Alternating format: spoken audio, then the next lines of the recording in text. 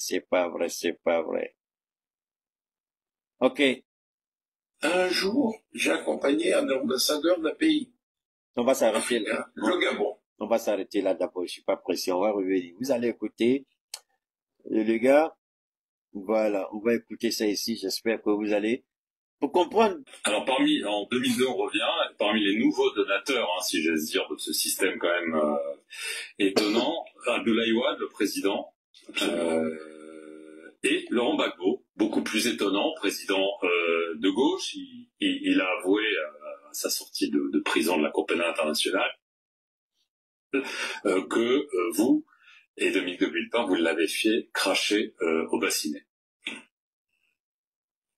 Comment ça s'est passé? Laurent Gbagbo voulait s'attirer les bonnes grâces de la France. Je lui ai dit, tu sais, Laurent, je vais être franc avec toi. Il va falloir que tu puisses contribuer, faire un geste pour M. Chirac. Et j'organise un déjeuner au restaurant La Pérouse. Il y avait Gbagbo dans un salon de restaurant La Pérouse, Gbagbo, Villepin et moi-même. Et là, je dis à Dominique de Villepin, je dis, Dominique, comme vous me l'avez demandé, je vais demander à Gbagbo devant vous d'aider le président de la République. Et j'ai demandé à Laurent, voilà ce que je t'ai laissé entendre. Je vais le dire devant Dominique de Villepin. Il va falloir que tu puisses aider à l'élection présidentielle de 2002. Et Laurent de dire, je suis de la famille socialiste, je suis un ami de M. Jospin, mais Dominique, j'aimerais à hauteur de 3 millions de dollars M. Jospin. Ce qu'il a fait. Ok. Ça, c'était avant le déclenchement de la crise. Non, pas la crise. Ça, c'était avant le déclenchement de la rébellion. C'était pas une rébellion.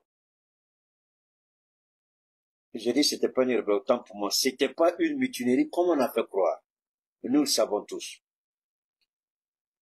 Laurent Gbagbo venait de gagner les élections. Où Alassane Ouattara, parce qu'il n'a pas été retenu par la Cour constitutionnelle, pour lui, Laurent Gbagbo n'est pas président de la Côte d'Ivoire. Voilà quelqu'un, on va laisser ça pour une prochaine fois.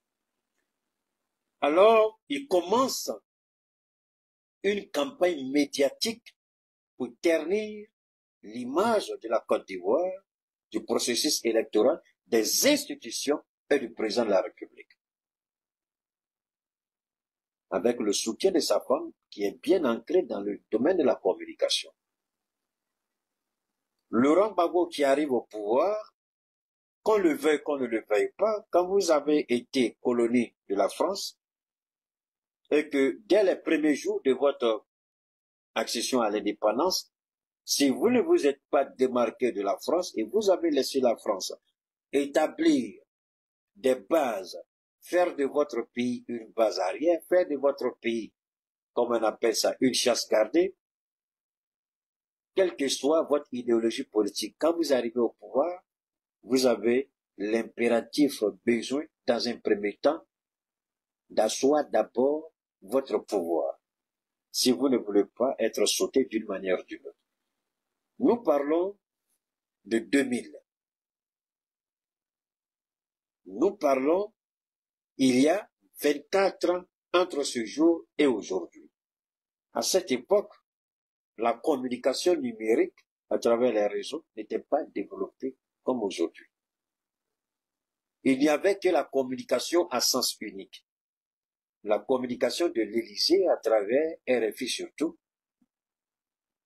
TV5, France 24. En général, c'était TV et RFI surtout.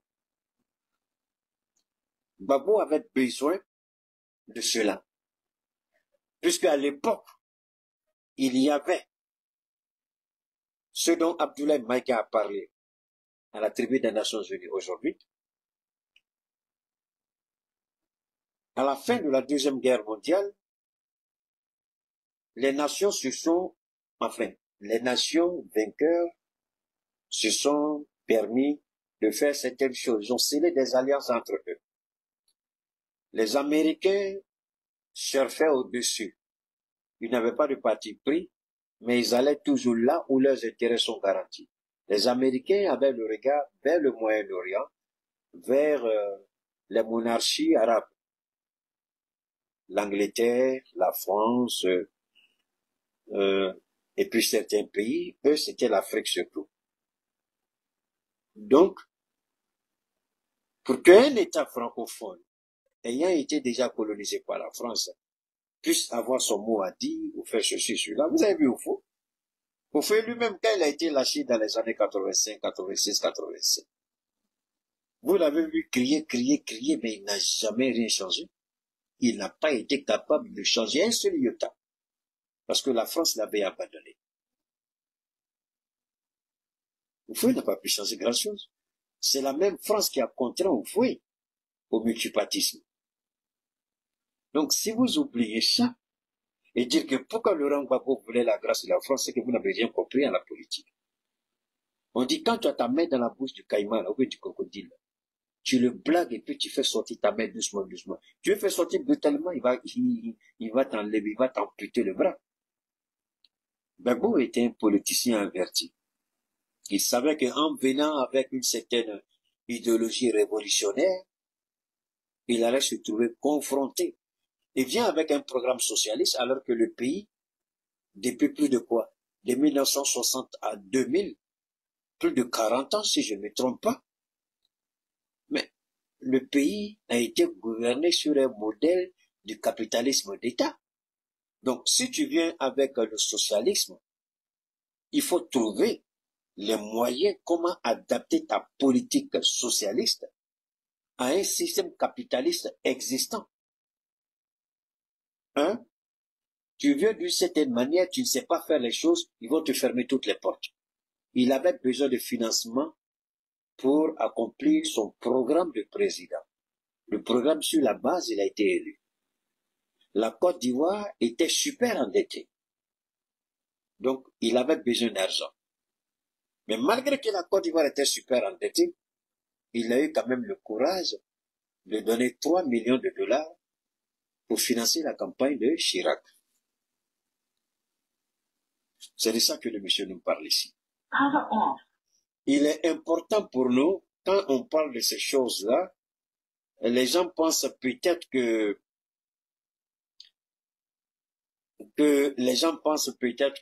Gbagbo n'aurait pas dû, Gbagbo aurait, blablabla.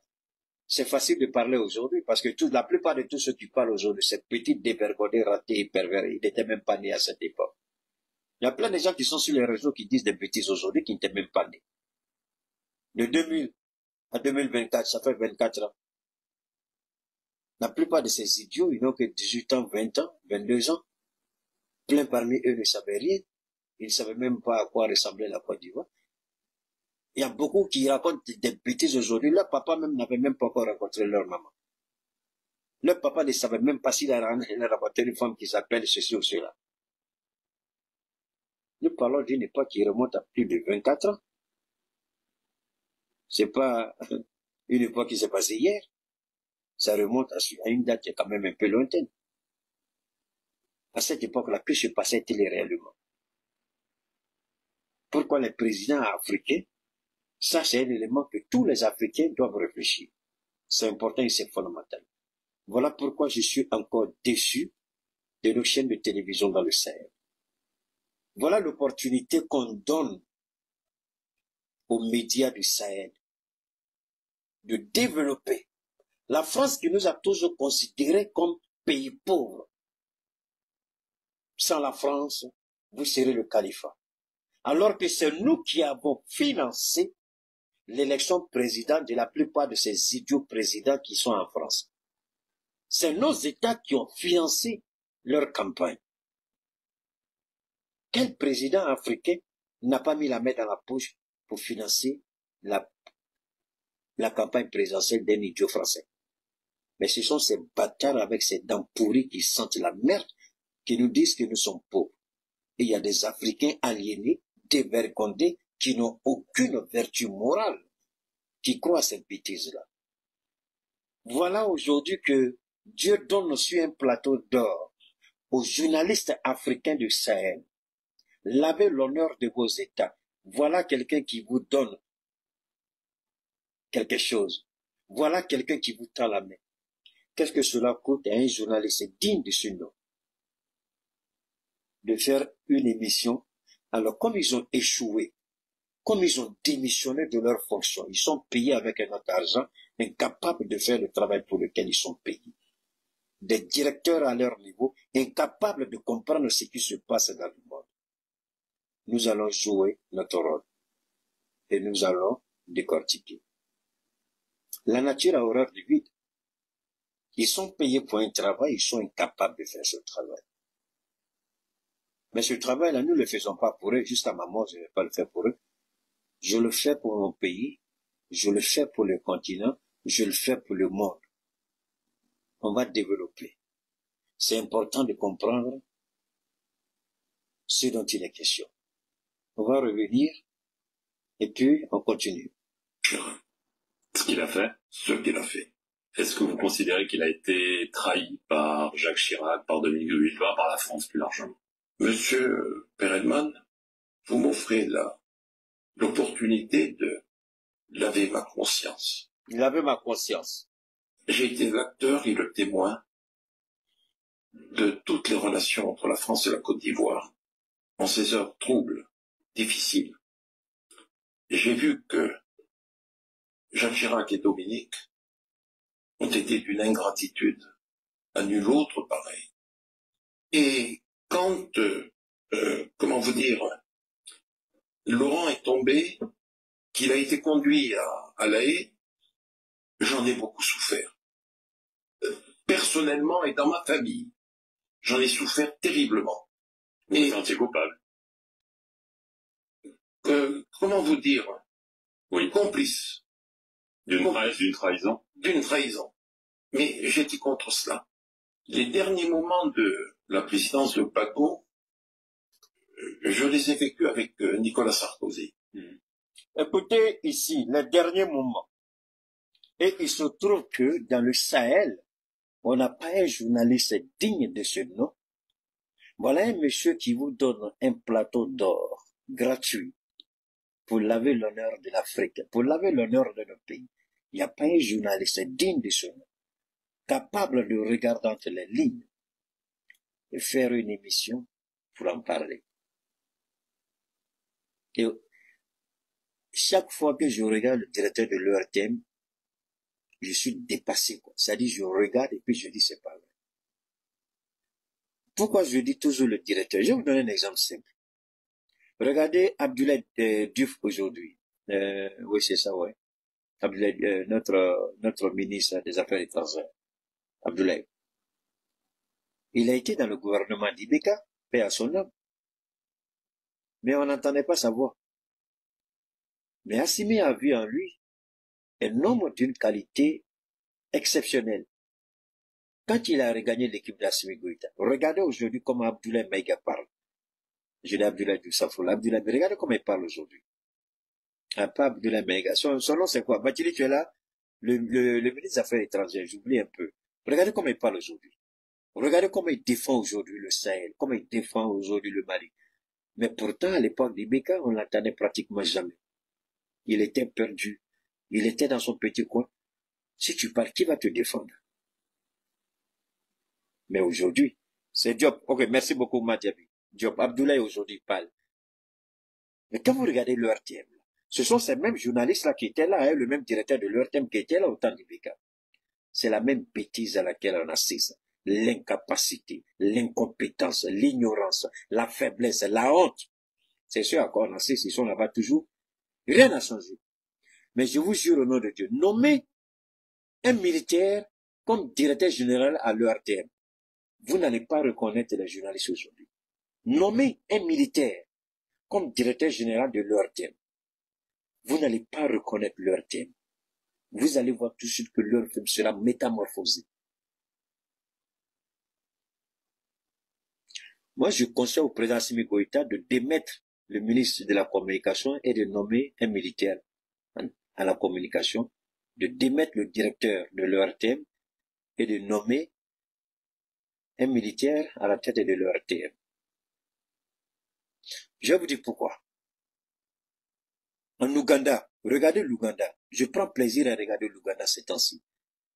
L'Ouganda est en train de faire des performances économiques inimaginables.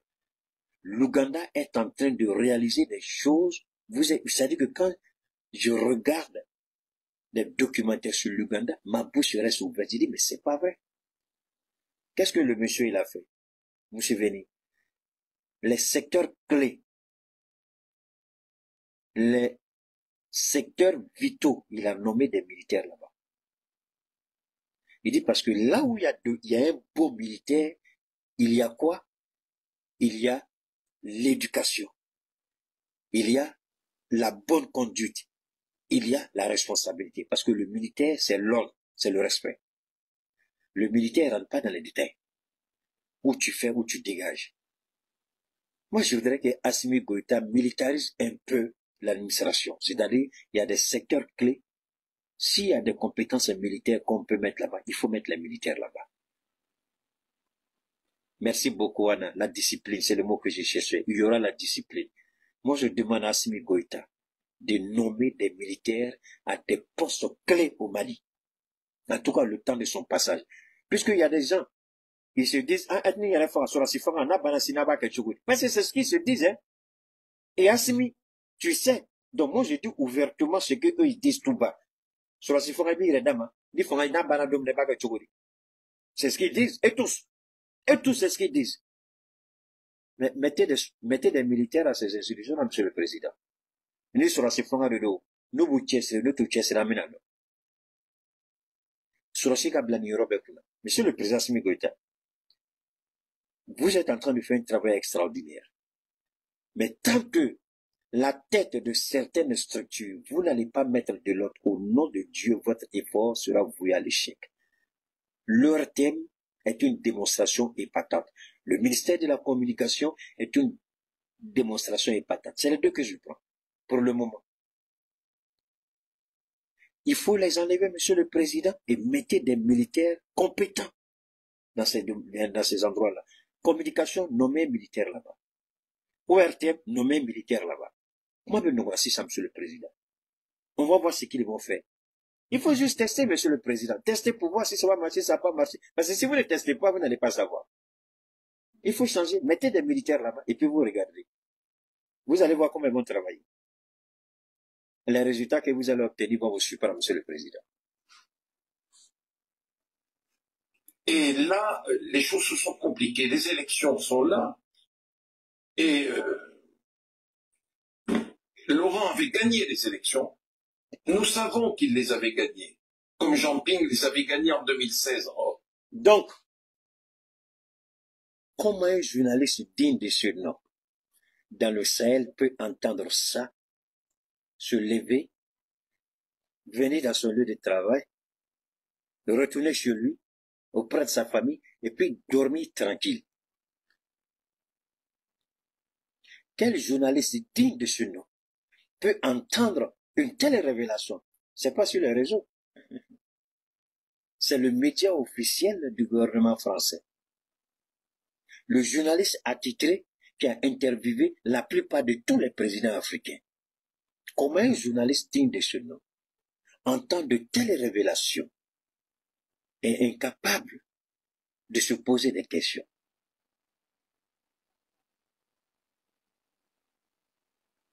Alors, là où je voulais en venir, tout le monde a écouté. Laurent Gbagbo a gagné les élections.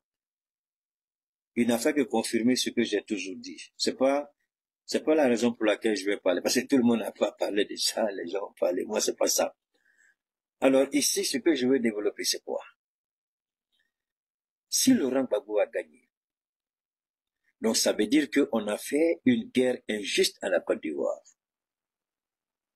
Si on a fait une guerre injuste à la Côte d'Ivoire, quelle doit être la responsabilité d'Alassane Ouattara?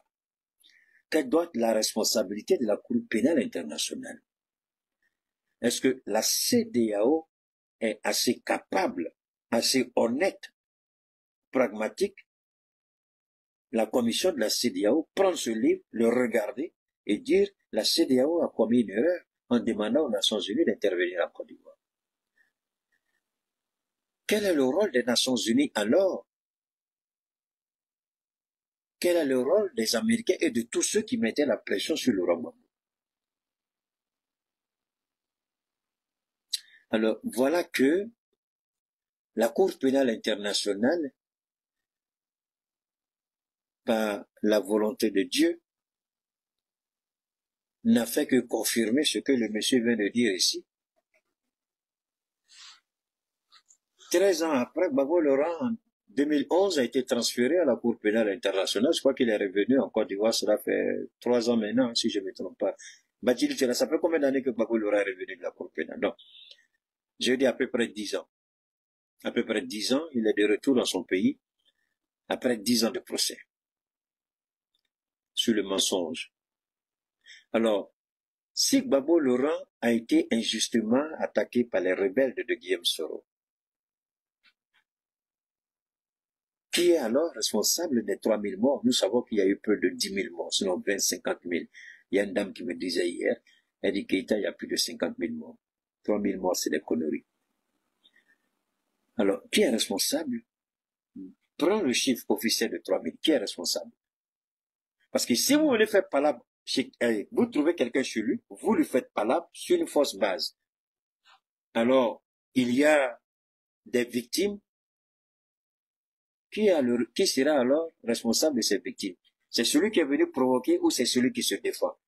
Parce qu'en réalité, Laurent Gbagbo se défendait. C'est Alassane Ouattara qui est venu attaquer Laurent Gbagbo. Laurent Gbagbo ne faisait que se défendre contre l'agression, une deuxième fois. Après le 19 septembre 2002, en 2010, il se défend encore contre une élection qu'on essaie de voler pour donner à Ouattara. Alors, si tout ce que le monsieur dit est vrai, parce qu'il n'a pas été interpellé à ce qu'on sache, c'est un livre qu'il a écrit, le livre n'a pas été censuré.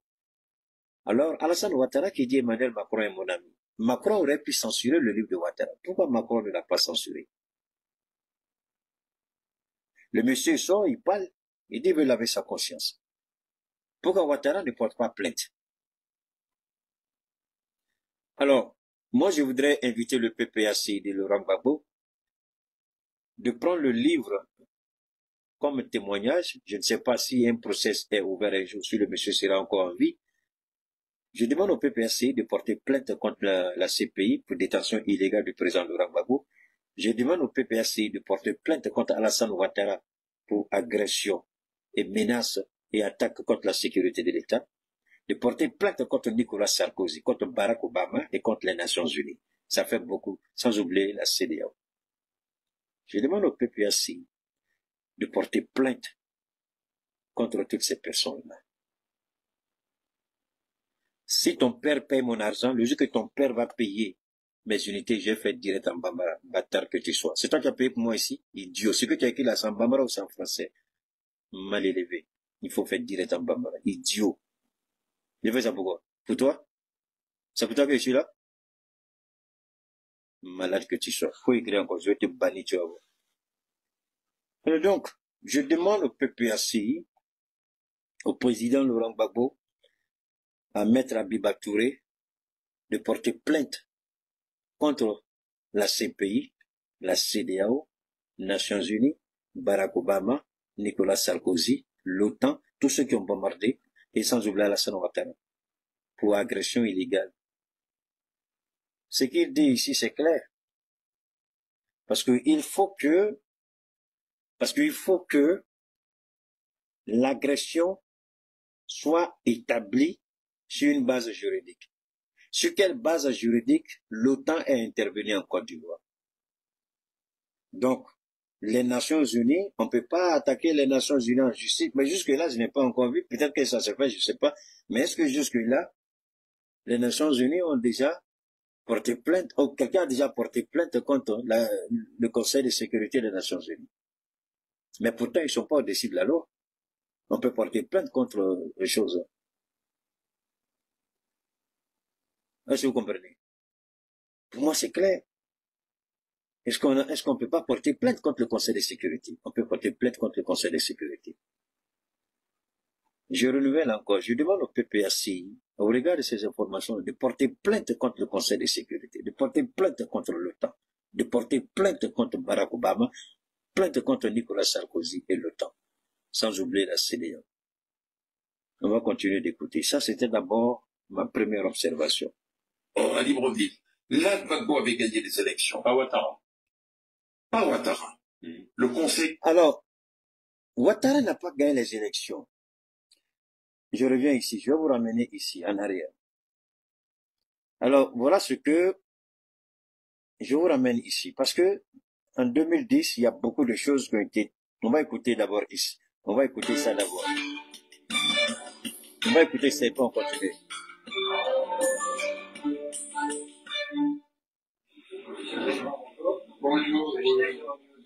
La Côte d'Ivoire est au bord de la guerre civile. L'ONU craint des violences ethniques. Mais Laurent Gbagbo ne veut pas quitter le pouvoir. Il estime avoir gagné les élections du 28 novembre et s'appuie pour cela sur sa désignation par le Conseil constitutionnel.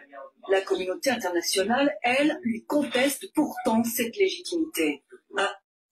Alors, voilà ce qu'on appelle la démocratie. Le Conseil constitutionnel, qui est l'autorité suprême de la magistrature en Côte d'Ivoire, désigne le candidat président, le président sortant candidat, comme vainqueur des élections.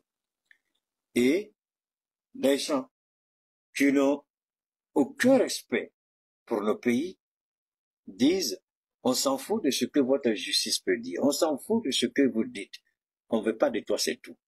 Tu dois pas être président, c'est tout. On veut plus que tu sois au pouvoir. Peu importe la réalité. Aujourd'hui, regardons un peu aux États-Unis. Parce que ce que le monsieur a dit ici, si nous passons sous silence ce que le monsieur a dit, si nous refusons d'avoir un regard objectif et analyser de façon objective, et puis on veut se focaliser sur des petits détails, on risque encore de tomber dans le même piège. Ici, Laurent Gbagbo, il va parler, on va l'écouter. Pourquoi moi je vous amène sur ce volet? Aux États-Unis, les démocrates, après avoir truqué les élections, en réalité, Joe Biden n'a même pas gagné aussi les élections. Après avoir truqué les élections, il y a eu des manifestants qui sont allés se plaindre au Capitole. Et les démocrates tout de suite ont instruit une procédure judiciaire contre Donald Trump. Et ils ont commencé à aller chercher des gens partout pour porter plainte contre Donald Trump. Toutes sortes de manipulations. Et ils ont même tenté de lui retirer ce que la Constitution reconnaît en lui comme ancien président, c'est-à-dire l'immunité. S'il n'avait pas été retenu, parce qu'ils croyaient, après toutes les manigances, ils se sont dit, ils ont suffisamment sali l'image de Donald Trump. Et c'est ça difficile que les Américains soutiennent Donald Trump. Et c'est pourquoi ils n'ont pas cru bon au départ de changer Joe Biden. S'ils avaient su au départ que Donald Trump allait être nominé par les républicains, il y a longtemps, ils auraient choisi déjà un autre candidat, mais ils ont été pris du coup. C'est ça qu'il faut respecter souvent, la force et la puissance de Dieu. Dieu vous laisse croire que vous êtes fort, vous faites vos trucs vous-même, vous êtes convaincu que tout va marcher. Et puis à la dernière minute, une petite chose, tout est mélangé, vous ne comprenez plus rien. Aujourd'hui, les démocrates, tout ça s'est connecté avec cette histoire, hein, c'est connecté. Les démocrates ont utilisé tous les moyens, la justice, tout, pour nuire à Donald Trump. Ils n'ont pas réussi parce que le peuple était avec lui. Et il est nominé. Ce qui fait que même pour le protéger, on a refusé de lui donner la sécurité nécessaire pour le protéger. On a vu la première tentative d'assassinat et la deuxième tentative où le monsieur a été débusqué. Et ça, c'est une honte pour les États-Unis. C'est une honte que les démocrates ont fait. Alors, voilà une vice-présidente qui est certes, elle est née aux États-Unis, c'est vrai, mais elle ment, elle veut s'accrocher à une image de femme noire, alors qu'elle n'a aucun parent qui est noir. Et son père était esclavagiste, quelque chose comme on appelle ça en Jamaïque. Le père de Kamala Alice, il était esclavagiste. C'est-à-dire, c'était un propriétaire d'esclaves en Jamaïque. Sa mère est indienne. Son père était un blanc. Mais au moment où on veut nous faire croire qu'elle est noire, elle n'a jamais été noire. Donc, la politique, c'est ça. Mentir, manipuler pour servir des intérêts. Laurent Gbagbo était une menace par rapport à leurs intérêts. Et ils se sont dit, vu le fait que Gbagbo a été trahi, parce que pour comprendre pourquoi Gbagbo Laurent, il fallait faire tout pour le dégager, il a été trahi par Chirac. Et la France, Sarkozy était là, il a tout vu. Et il savait très bien que Gbagbo attendait une seule opportunité. Il passe. Il va régler ses comptes. Ça, c'est un. Deuxièmement, la plupart des projets que Gbagbo Laurent avait, les projets avaient été déjà, les financements avaient été trouvés, tout avait été bouclé. Mais curieusement, la France, sur la plupart de ces projets-là, la France n'y était pas. Gbagbo Laurent avait trouvé d'autres, comment on appelle ça, d'autres pays pour réaliser ces différents travaux. Et ils se sont dit, il a bien géré le PPTE, pays pauvre très endetté. Donc, quand vous gérez le PPTE, il y a d'abord on lève les barrières par rapport au prêt, donc vous allez avoir désormais accès au prêt. Et puis, il y a beaucoup de facilités aussi qui vous seront données.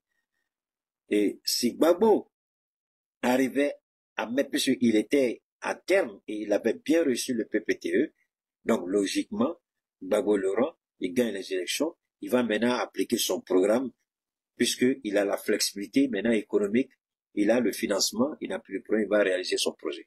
Il ne faut pas le permettre, donc il y a tous ces intérêts qui étaient en jeu. Sarkozy a manipulé Barack Obama, puisque Barack Obama avait imposé à Sarkozy, ils ont trouvé un arrangement. Vous croyez que Sarkozy a tué Kadhafi comme ça? Quand Sarkozy a commencé ses bêtises, Sarkozy avait trop de problèmes entre Kadhafi et ATT au Mali. Mais entre-temps, Barack Obama, il avait un problème avec Kadhafi. Donc les deux trouvent un terrain d'entente. On ne cherche pas à comprendre, il faut se donner la main pour éliminer Kadhafi. Et Sarkozy dit quoi? Mais ça, c'est une bonne nouvelle. Puisque j'ai un problème avec Kadhafi, j'ai un problème avec ATT. Donc, à partir de Kadhafi, je règle le problème de l'ATT. Mais entre-temps, Sarkozy s'arrange et puis il travaille avec il demande à la DGSE de travailler avec le renseignement algérien. Ils ont les éléments de la DGSE sur le terrain. Et ce sont eux-là qui étaient en contact avec les Touaregs. Donc, Kadhafi réactive la rébellion silencieusement, puisque la DGSE travaillait avec ceux-là déjà en Libye. Et c'est eux qui savaient où se trouvaient les dépôts d'armes. Donc, Kadhafi est bombardé, les verrous sautent, ils ont accès aux armes, ils se servent à souhait et à volonté avec les terroristes et descendent au Mali. L'Algérie ouvre sa frontière, ils passent. Ils viennent déstabiliser le Mali depuis, vous connaissez, 2012. Alors ici, Laurent Gbagbo, déjà, ils ont frappé la Libye, Laurent Gbagbo ne fera pas exception. Donc, il faut frapper Laurent Gbagbo. Donc, tous ceux qui avaient l'esprit révolutionnaire, il fallait les éliminer. Même si,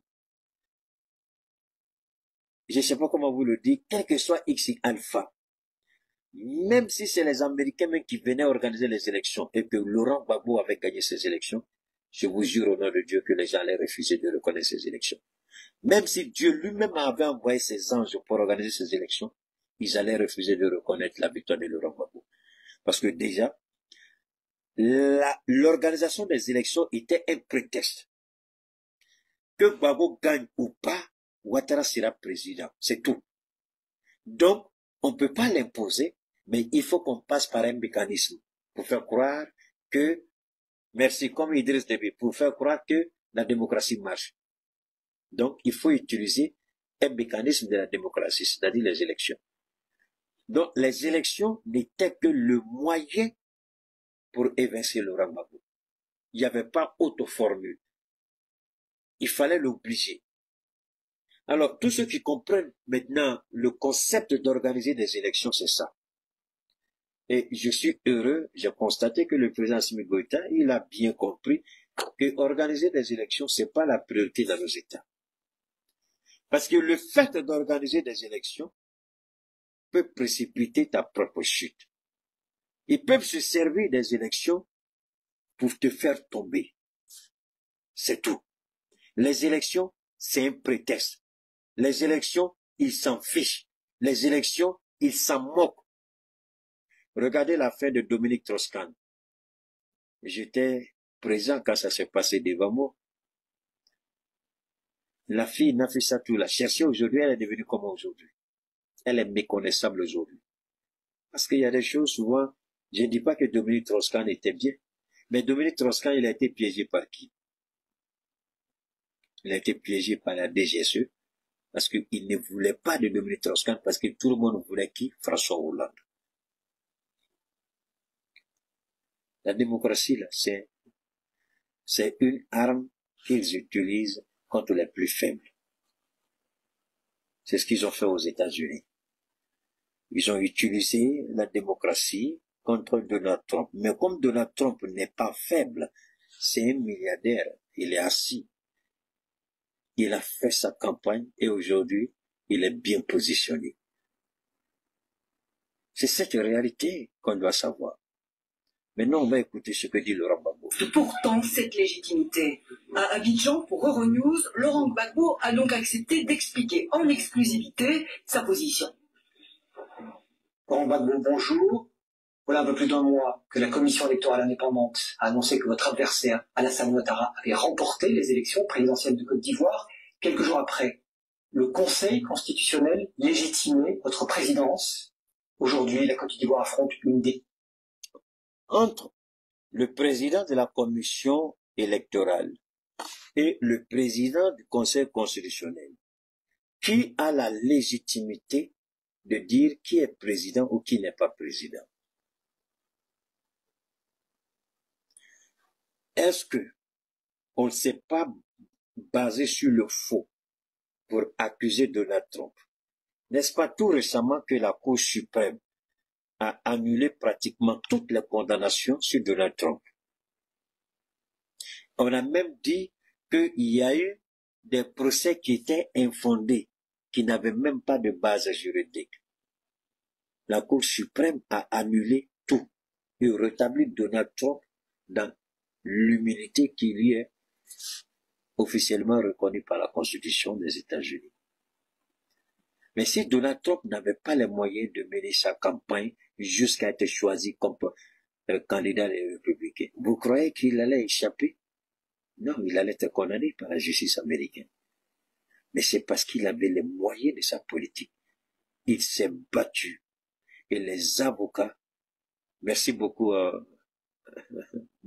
c'est quoi, c'est Balzac, ces avocats se sont battus et la Cour suprême a rétabli Donald Trump dans son droit.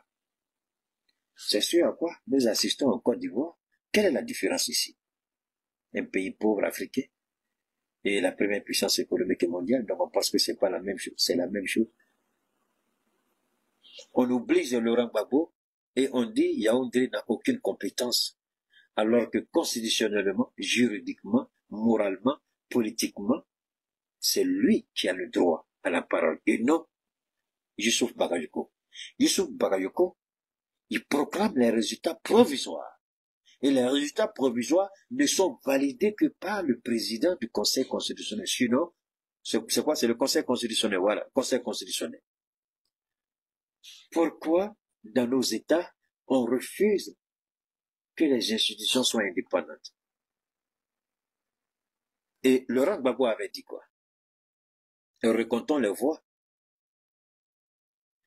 Si on ne tire pas les leçons de ce qui s'est passé en 2010-2011 en Côte d'Ivoire, et puis on veut fermer la page comme non, c'est fini, c'est terminé, oublions. c'est qu'on n'a rien compris, parce que d'autres choses encore pires que ça peuvent arriver. C'est quand vous tirez les leçons d'une telle bavure, que vous vous préservez, que vous vous préparez pour anticiper ce qui arrive demain. Mais si vous fermez les yeux, pour vous c'est un non-événement. Ce qui arrive demain ne vous laissera même pas le temps de réfléchir parce qu'il va vous emporter. On a le droit de regarder de près ce qui s'est passé. C'est l'histoire. Et la Côte d'Ivoire, si la Côte d'Ivoire veut avancer demain, la Côte d'Ivoire doit tirer les leçons de ce qui s'est passé. Et ce qui est malheureux, d'autres personnes à l'extérieur de votre pays vous disent qu'on s'en fout de votre système judiciaire, on s'en fout de votre constitution. Vous faites ce que nous disons. Après, on va revenir encore sur le monsieur qui a parlé. Mais on va écouter ça. Pire crise politique depuis ces dernières années. Où en est-on aujourd'hui en Côte d'Ivoire? Ce qu'il faut bien comprendre, c'est un résultat illégitime proclamé hors délai par quelqu'un qui n'avait plus le droit de le proclamer. C'est là-dessus que tout l'Occident se braque. Alors que quand le Conseil constitutionnel finit de délibérer, c'est une institution, elle finit de délibérer, elle donne des résultats et elle proclame élu un président qui est moi. Il ne veut pas en entendre parler. Ce n'est plus du droit. Là, ce n'est plus du droit. C'est la volonté des puissants d'imposer quelqu'un. Je ne suis pas d'accord. L'Union européenne conteste votre légitimité. L'Union européenne, elle suit la France. Dans les relations entre les grandes puissances aujourd'hui, chacun a sa zone d'influence. Et c'est ce que j'ai dit au quand début. il s'agit des pays francophones d'Afrique noire, quand la France parle, tous les autres suivent. C'est pas ce que j'ai dit. Elle se gère de la plus mauvaise manière. Toutes les résolutions qui ont lieu sur la même Union européenne, qu'est-ce qu'elle a fait? Tout récemment, elle a donné des milliards d'euros à qui? À Paul Kagame de voler les ressources de la RDC. Est-ce que l'Union européenne n'a pas fait ça? Est-ce que cette Union européenne est dans la posture morale, politique?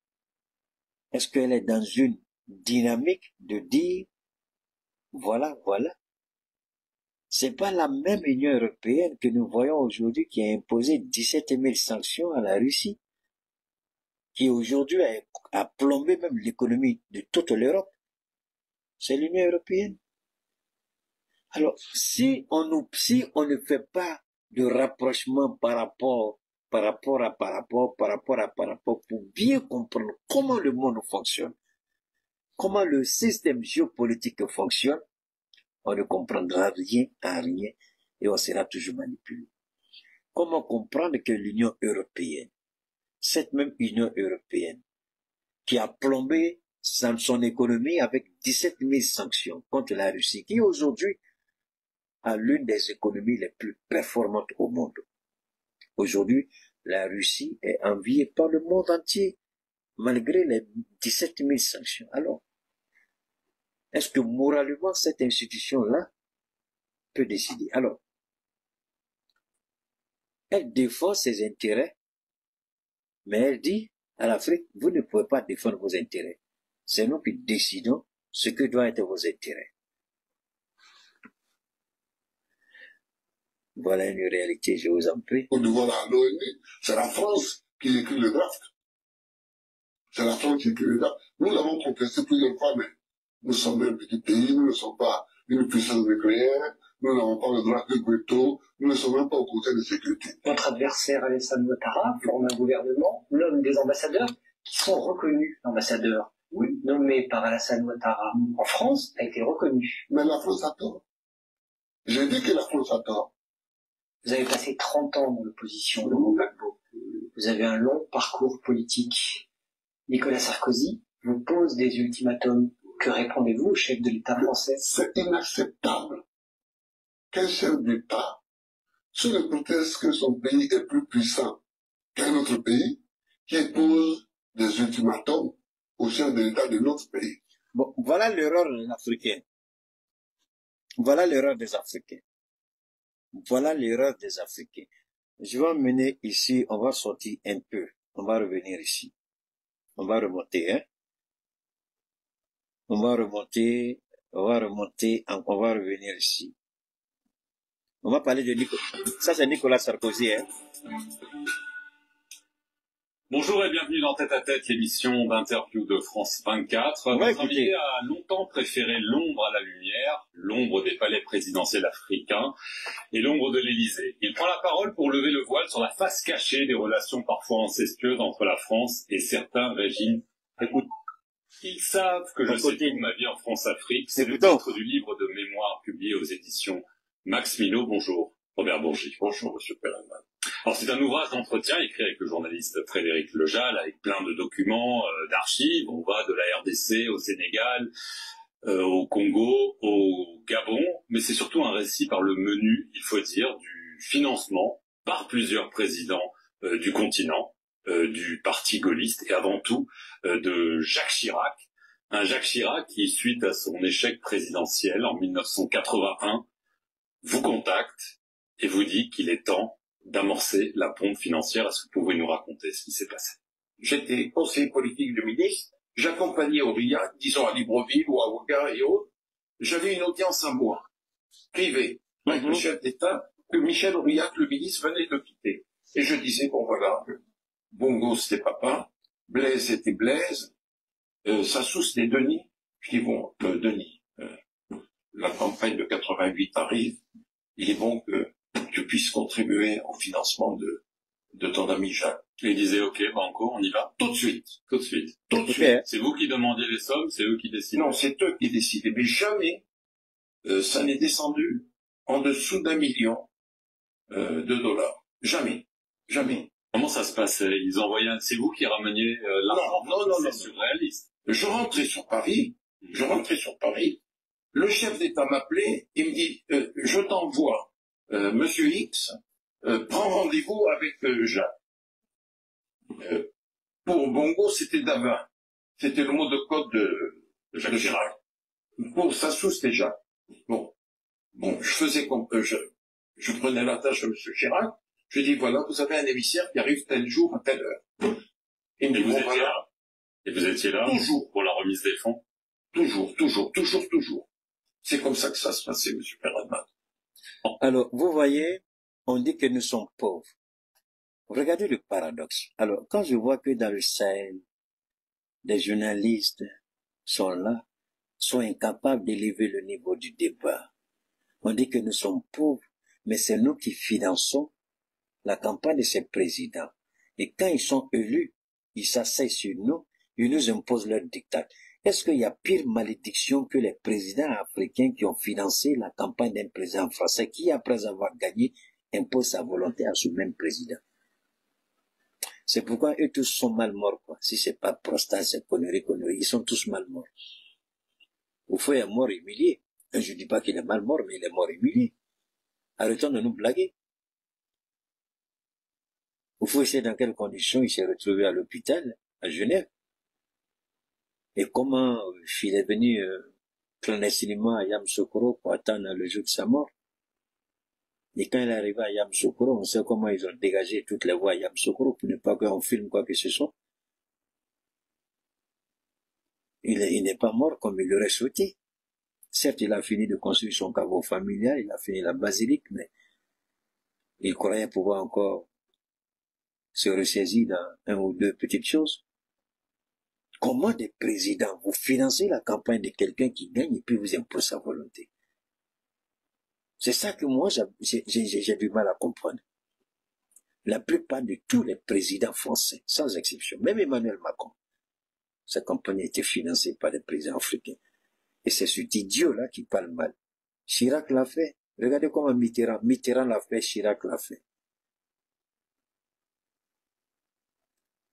L'autre président, là, De Gaulle. De Gaulle, après De Gaulle, tous les autres présidents qui sont venus là, jusqu'à cet idiot, cette merde, ils ont tous, c'est les Africains qui ont financé leur campagne. En toute illégalité. Ça, c'est plus mon problème. Le président de la République française me demande des choses, j'exécute. Le président d'un État africain envoie son émissaire. Moi, je ne suis en rien là-dedans. Vous ne vous êtes jamais servi au passage? Jamais. C'est mal me connaître. 1995, parce qu'il faut qu'on avance. Vous dites aussi là qu'il y avait des contributions. Bongo, Sassou, Compaoré, le maréchal Mobutu. C'est le même mécanisme. Ensuite, Exactement le même. vous dites qu'en 95, pour la campagne, c'était au moins 10 millions de dollars. Absolument. Alors en 2002, on revient, parmi les nouveaux donateurs, hein, si j'ose dire, de ce système quand même étonnant, Abdoulaye Wade, le président,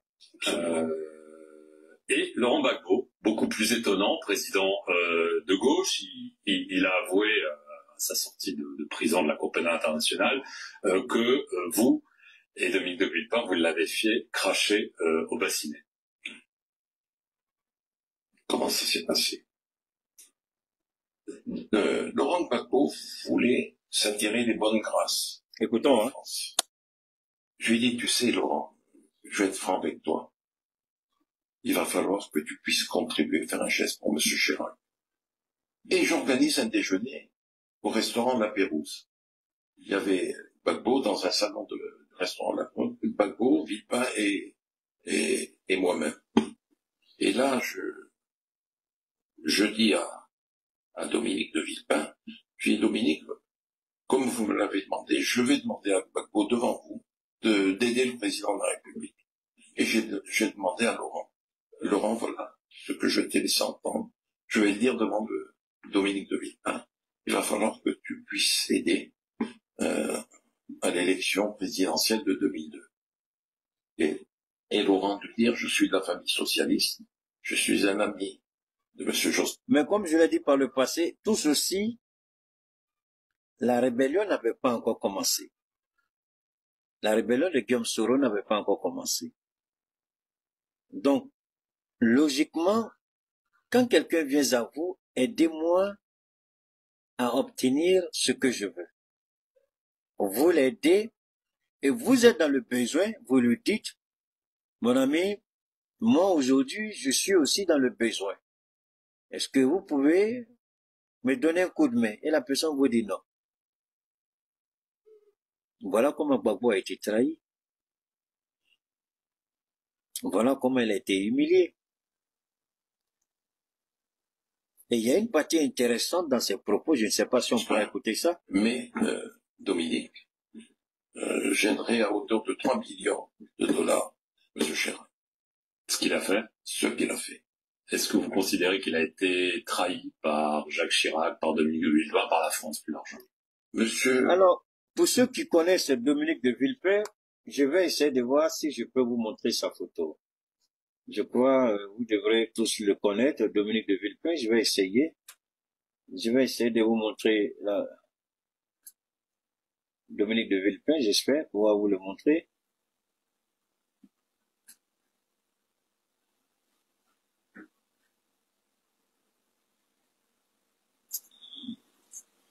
Voilà, je crois que c'est là. Voilà, il est là. Ok. Ok. Voilà, c'est lui qui est là. Voilà, je pense que vous pouvez le reconnaître. Voilà, le voilà qui est là.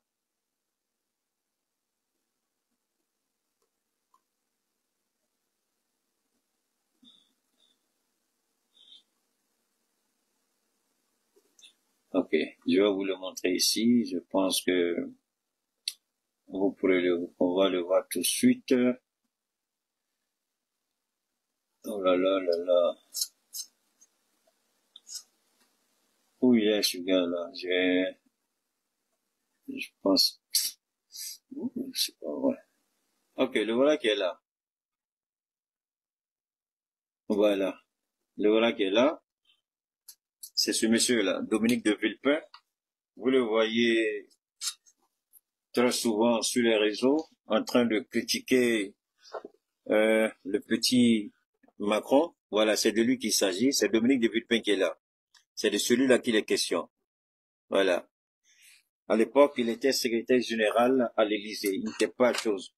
Il était secrétaire général à l'Élysée. Hein. C'est de lui qui passait. Lui qui a dit à Laurent Gbagbo, je vais te tordre le bras.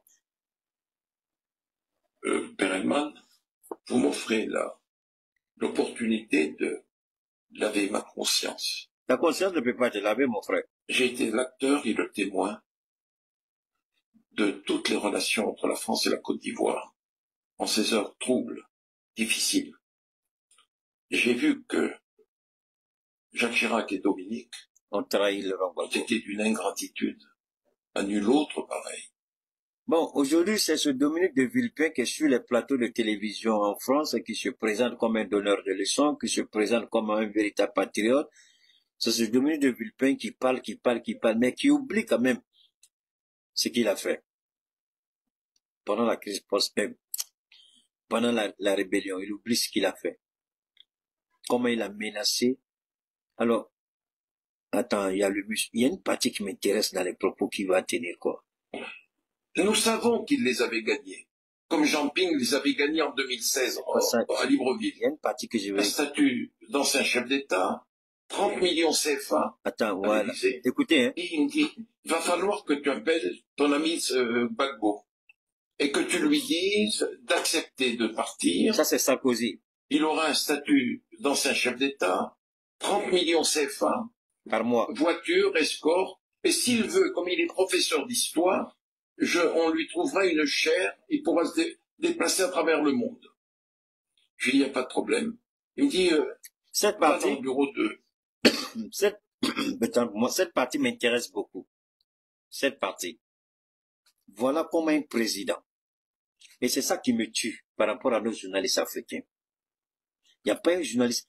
C'est-à-dire, moi, je me pose la question, les journalistes là même là, attends, c'est pas vrai. C'est pas vrai. Attends, c'est pas vrai. Comment on peut être journaliste et puis lâche jusqu'à ce point, incompétent jusqu'à ce point? Journaliste c'est lâche, incompétent, mais tu sers à quoi? Et puis tu es fier de t'arrêter devant les gens pour dire que tu es journaliste. Tu travailles dans un média d'État. Voilà une aubaine pour n'importe quel journaliste digne de ce nom. Comment nos chefs d'État sont vus et traités par l'Occident, particulièrement par la France.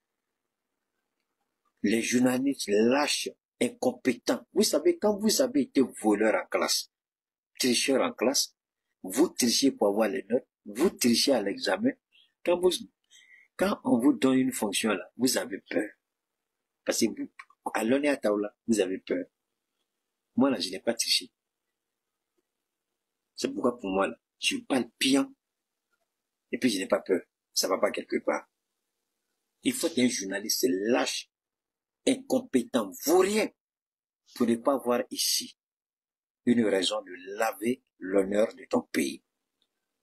Comment la France traite? Ils ont peur parce qu'ils se disent que, si demain ils veulent aller en France, on leur refuse le visa.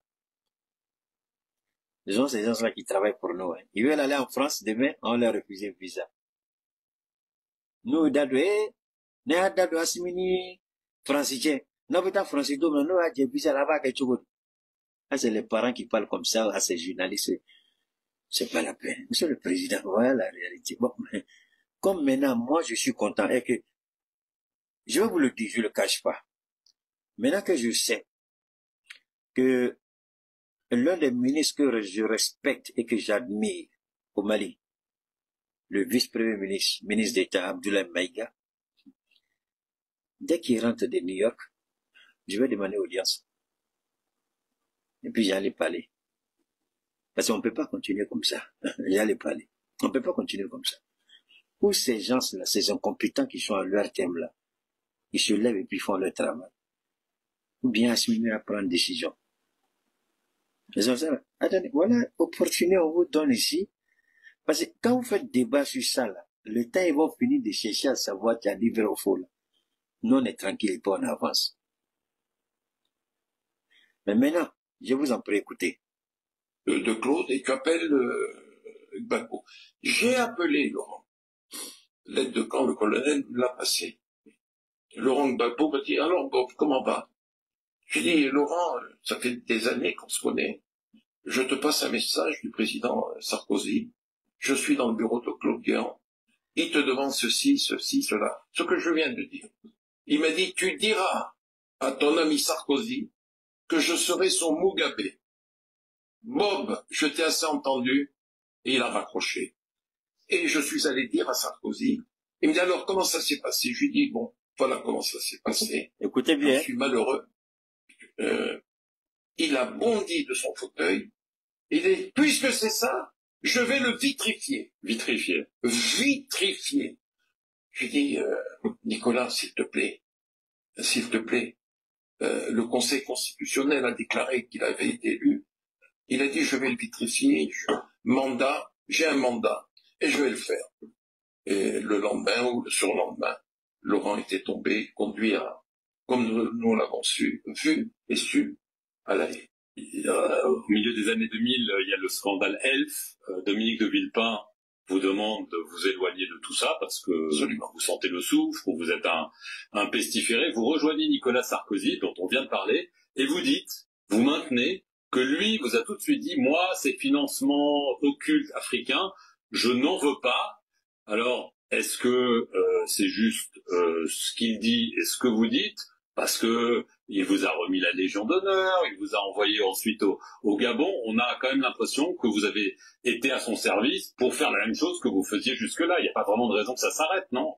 Un jour, Sarkozy, le président Bongo, qui pouvait se le permettre, je lui ai dit, mais Nicolas, Jacques, il demandait toujours de l'argent. Écoutez bien. Je lui ai dit, Omar, j'ai dit à... Vous comprenez bien? C'est-à-dire, nos présidents étaient les vaches à lait des présidents français.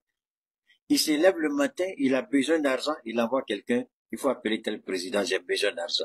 Il dit pas combien, mais quand il dit j'ai besoin d'argent, il le fait. Ils appellent. Alors, c'est cette réalité, c'est malheureux. Alors, eux, ils font la grande gueule devant le monde, ils nous insultent, ils nous humilient. On traite nos pays comme des pays pauvres. Mais les présidents français ont toujours vécu dans l'ombre de nos présidents, financièrement parlant. Leur gabegie, parce que la constitution de leur pays ne leur permettait pas de faire certaines dépenses. Et les dépenses étaient régulées et gérées par, comme on appelle, si je peux le dire, le Conseil d'État, où il y a, en tout cas, il y a des structures spécialisées pour contrôler les dépenses, les dépenses publiques. Donc, pour passer dans le dos de la Constitution française, et il n'y a pas de journalistes capables dans le Sahel pour comprendre ça. Est-ce que je suis obligé, moi, de développer ça ici? Alors, quand je dis que je suis meilleur dans mon domaine, vous vous fâchez. Quand je dis je suis mieux que vous, parlant en connaissance, vous vous fâchez. Voilà la preuve que Dieu m'aime établi. Vous savez, souvent, moi, j'aime mon Dieu, parce qu'il met des situations où j'arrive, et puis j'excelle. J'ai dit, bon, maintenant, j'attends. Et quand tu finis, tu dis, mais attends, donc, il n'y a personne parmi vous là qui pourrait faire ce que je suis en train de faire là. Est-ce que je fais quelque chose d'extraordinaire? Bon, peut-être pour certains, mais pour moi, c'est pas extraordinaire. Vous n'avez qu'à réfléchir. Vous n'avez qu'à comprendre. Ici, moi, ma question n'est pas de dire, ma position, pardon, le gars, il a combien de crimes? Tout le monde sait qu'il a combien de crimes. Le gars, il prenait l'argent, il prenait pas l'argent, les montants, moi, c'est pas mon problème. Mon problème est moral et politique. Moralement, comment toi tu donnes l'argent à un président et c'est ce président-là qui t'impose sa volonté. Politiquement, la main qui donne est au-dessus de la main qui reçoit. Comment tu peux permettre à un président français que tu as financé sa campagne, quand il a besoin d'argent pour ses maîtresses et ses enfants, c'est toi qui prends dans les caisses de ton pays pour lui donner. Et de tous les présidents, quand vous écoutez ce monsieur, c'est Omar Bongo, même pas au fouille. Même pas au fouille. La France avait plus peur d'Omar Bongo même que de fouille. Parce que, surprenant ici, est-ce que vous savez que Omar Bongo constituait le gouvernement français? Oui. Si tu fais la liste des ministres, Omar Bongo, on appelle Omar Bongo, il arrive. Et puis on lui envoie le brouillon dans son hôtel, il regarde, il dit, je veux pas ça, je veux pas ça, je veux pas ça. Omar Bongo lui-même choisit ses propres ministres. Il envoie à l'Élysée. Et puis, avant que la liste ne soit confirmée, il les reçoit un à un, il parle avec eux. Et puis le lendemain, la liste est confirmée. Si Omar Bongo choisit 9 ou 10 sur la liste, sur ceux qu'il a choisis, il y a au moins 8 ou 9 qui sont retenus. Omar Bongo. C'est pourquoi il n'avait pas peur, Omar Bongo, il parlait parce qu'il savait ce qu'il faisait pour la France. Aujourd'hui, là, c'est la famille de ce Omar Bongo qu'on traite de bien mal acquis. Mais jamais on ne fait la relation entre ce que les Bongo ont donné au président français, on dit bien mal acquis. C'est pourquoi je dis, mais pourquoi les Africains, on est bêtes comme ça? On a donné l'argent à quelqu'un, et puis la personne vient nous dire, on a volé l'argent. Mais celui à qui on a donné l'argent, c'était votre président. Pourquoi vous ne pouvez pas sortir les preuves pour dire, bon, si c'est bien mal acquis, demandez à votre président de n'a qu'à restituer, il est aussi impliqué dedans. Où est Palamke ici?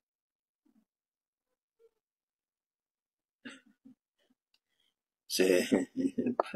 Robert, qui vous a passé le message? Pas un sou.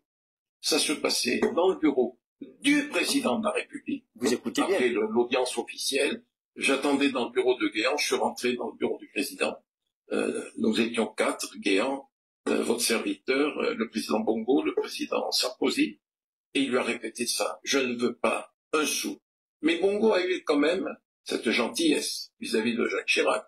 Il avait dit, mais Jacques était demandeur toujours, mais toi tu ne veux rien. Il lui a dit non, je ne veux pas un sou. Vous dites dans le livre quand même que... Mais Sarkozy dit qu'il ne veut pas un sou, mais pourtant il a pris l'argent de Kadhafi. Sarkozy a pris l'argent de Kadhafi. Ali Bongo, donc qui avait succédé à Omar Bongo, vous payez $1 million par an, entre 2009 et 2013, $1 million par an, Robert Bourgi, dans un pays où les routes, les hôpitaux, les écoles manquent. Vous n'avez pas mauvaise conscience quand même, parce que ça c'est juste le Gabon. Le reste, vous avez quand même gagné très bien votre vie. Monsieur, c'est du lobbying, mais vous comprenez que c'est qui? Monsieur Perelman, je suis là pour parler de mes mémoires. Je ne suis pas devant un juge d'instruction. Bon, on s'arrête là. Ceux qui écrivent sommes là. Voilà ici. Ali Bongo le payait $1 million par an, de 2009 à 2000, je sais pas combien il a même. Il a quand même 2009 à 2013, c'est pas 4 ans. À peu près 4 à 5 millions de dollars, c'était énorme. Alors,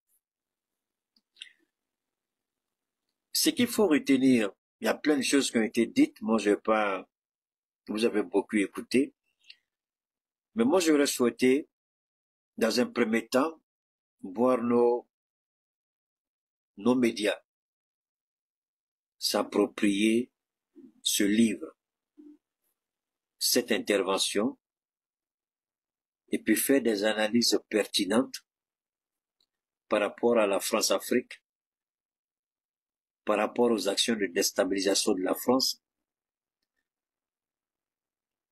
et par rapport aux relations que nous avons avec la France.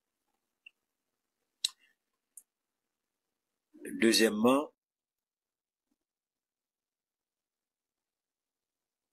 ici, je vais clore ce chapitre rapidement. Ce qu'il faut retenir aussi, j'espère que le PPACI va tirer toutes les leçons, c'est de, Sarkozy est vivant, c'est de pouvoir porter plainte contre Dominique de Villepin, j'allais l'oublier, Dominique de Villepin, Nicolas Sarkozy, l'OTAN, le Conseil de sécurité, la CEDEAO et la CPI. Si le PPACI peut porter plainte contre tout cela, au regard de ce qui est dit ici, parce qu'il y a des éléments, dans le livre, il y a des documents qui sont dedans. C'est pas seulement une simple révélation. Ça veut dire, sur la base du mensonge, on a tué des Ivoiriens. Sur la base du mensonge, on a attaqué un État. Sur la base du mensonge, on a menti sur quelqu'un. Quelqu'un a été mis en détention illégale par une cour internationale. La résidence présidentielle a été bombardée par un organisme de défense militaire d'autres pays avec la Côte d'Ivoire. La Côte d'Ivoire n'a aucun lien avec l'OTAN. Pour que l'OTAN intervienne chez vous, il faut que l'article 5 de l'OTAN soit activé. C'est-à-dire, vous avez attaqué un pays, automatiquement l'OTAN intervient. L'OTAN, dans sa structure, dans sa composition, dans sa mise en place, L'OTAN a été créé, si je ne m'abuse, exclusivement contre la Russie. L'OTAN n'est pas, l'OTAN, il est clair, l'OTAN ne sera pas le premier pays, enfin, peu importe la formule, mais pour que l'OTAN intervienne, il faut que un pays de l'OTAN soit menacé ou directement attaqué. Donc, le Conseil de sécurité, par 2 reprises, a amené l'OTAN à violer ses propres textes. L'agression, à 3 reprises, pardon.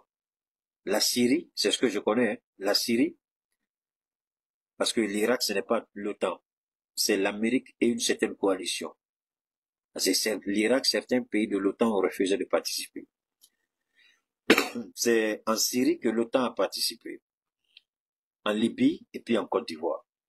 Et moi, je dis, l'OTAN, il faut porter plainte contre l'OTAN pour avoir violé ses propres textes. Parce que l'OTAN, pour intervenir militairement, il faut que l'article 5 de l'OTAN soit activé. En Côte d'Ivoire, c'était pas le cas. En Libye, c'était pas le cas. En Syrie, c'était pas le cas. Certes, la Russie a intervenu du côté de la Syrie pour maîtriser la situation. En Libye, c'est l'hécatombe. En Côte d'Ivoire, c'est les Ivoiriens qui sont morts sous les bombes de l'OTAN. D'accord? Même si on demande à l'OTAN d'intervenir, il y a un test. Il y a un test qui régit l'intervention de l'OTAN dans un pays. Ce n'est pas parce qu'on a une organisation militaire, on a les équipements, on a les moyens qu'on se lève pour attaquer un pays.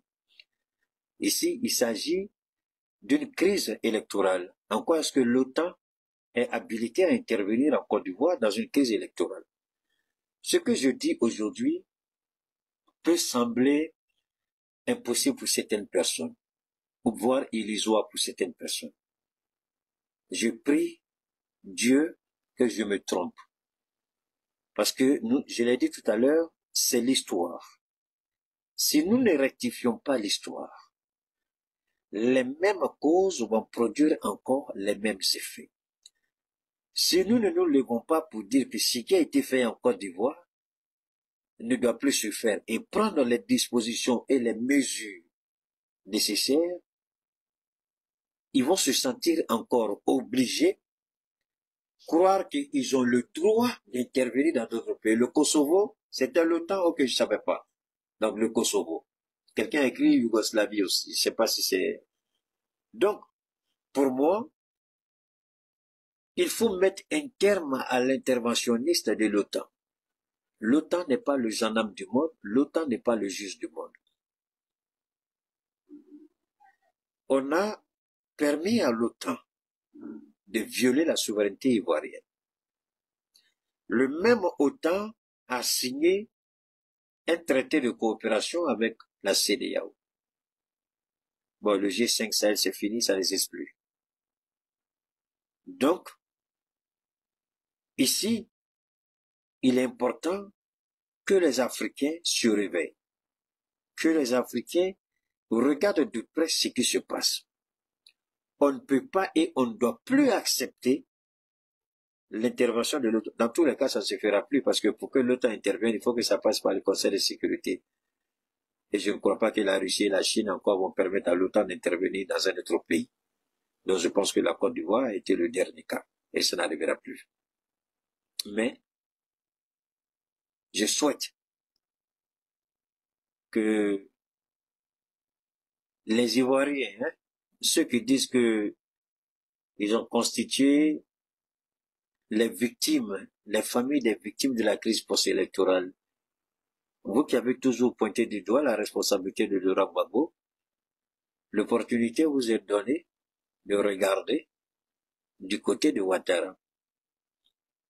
Si Gbagbo a gagné les élections, ce que nous avons toujours dit, et que c'est la France qui a décidé d'imposer sa volonté, et que Gbagbo a été acquitté par la CPI. Et curieusement, c'est comme si Alassane Ouattara avait les échos de ce bouquin-là avant que ce livre ne sorte. Est-ce que vous savez qu'il y a eu une situation extrêmement bizarre qui s'est passée en Côte d'Ivoire, dont les journaux ont complètement ignoré, refusé d'en parler. La CPI a fermé tous ses bureaux en Côte d'Ivoire. Donc officiellement, il n'y aura plus d'enquête de la CPI en Côte d'Ivoire. Mais alors, voilà ce que le procureur de la CPI disait en Côte d'Ivoire. Voilà ce que le procureur disait.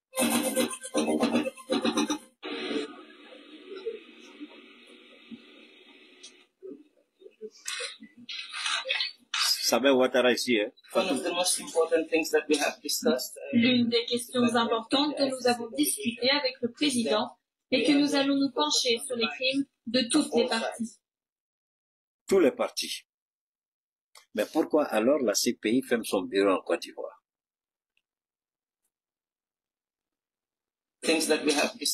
L'une des questions importantes que nous avons discutées avec le président est que nous allons nous pencher sur les crimes de toutes les parties.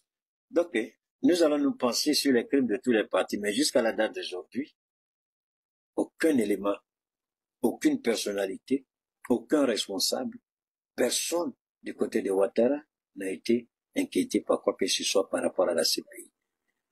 Et aujourd'hui, voilà ce qui est rigolo. Aujourd'hui, voilà ce qui est rigolo. Donne-moi une seconde.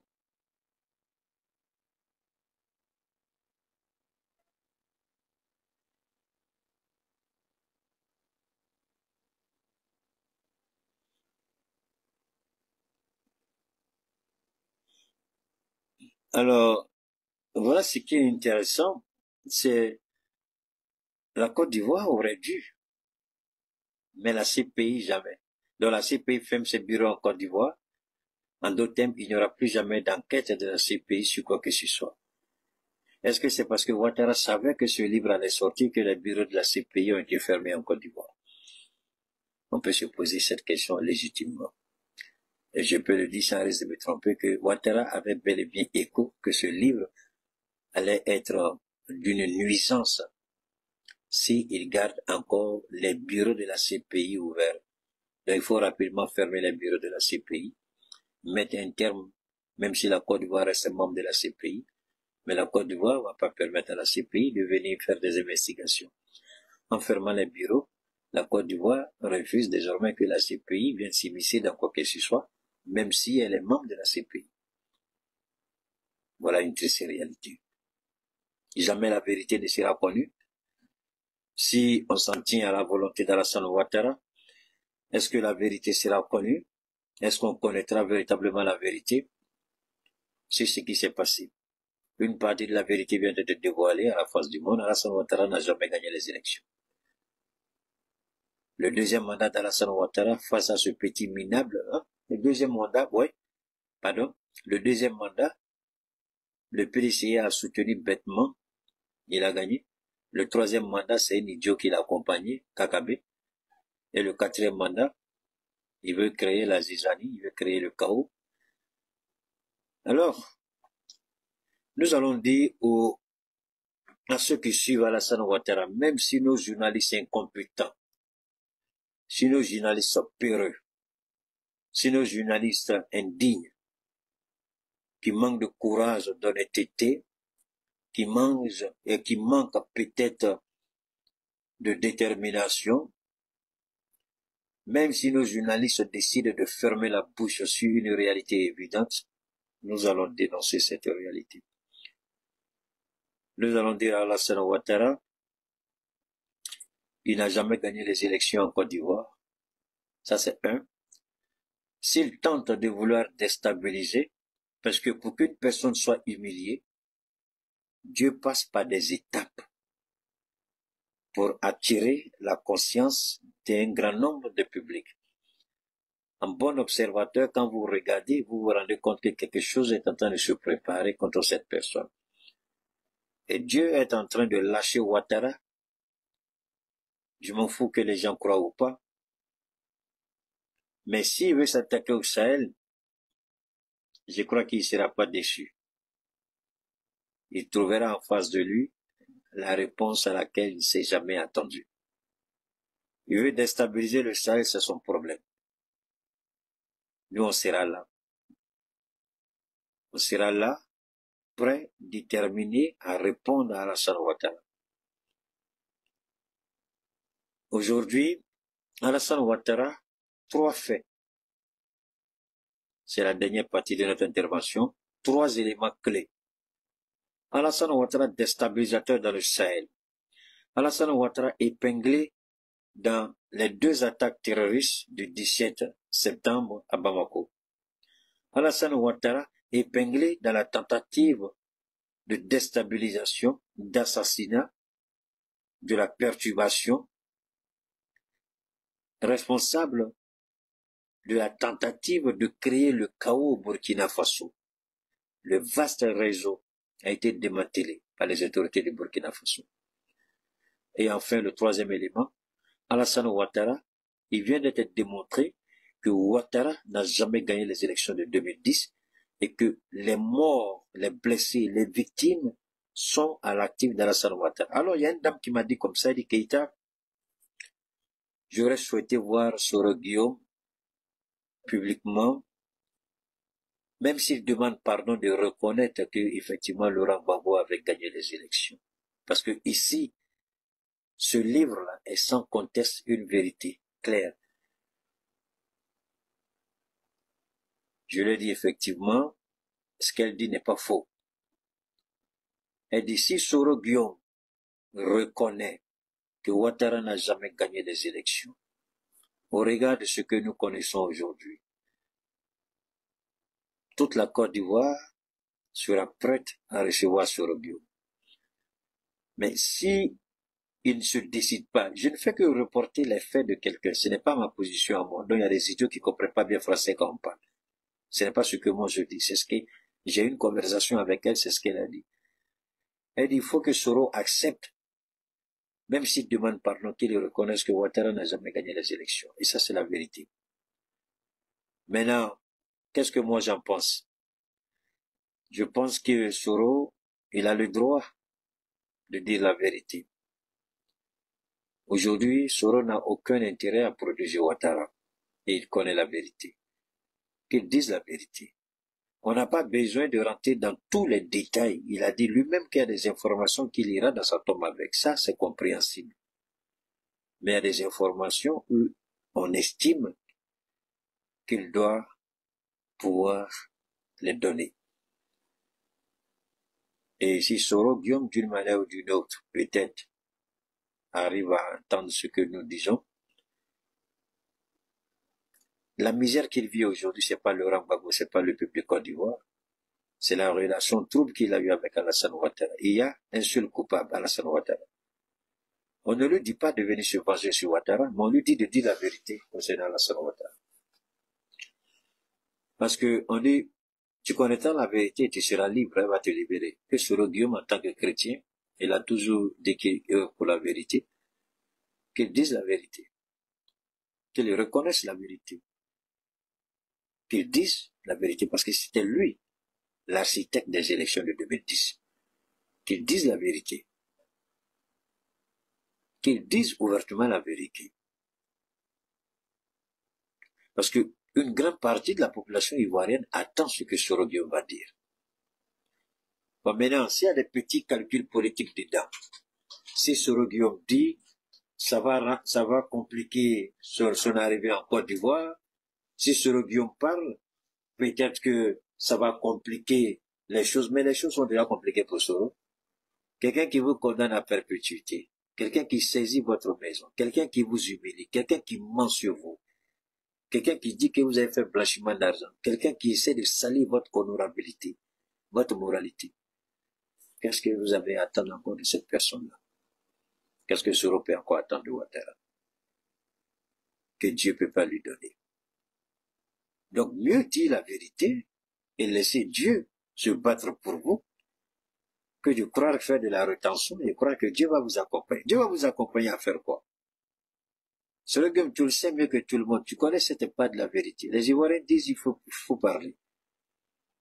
Il faut écouter le peuple de Côte d'Ivoire, Soro. Il faut dire et donner ta part de vérité.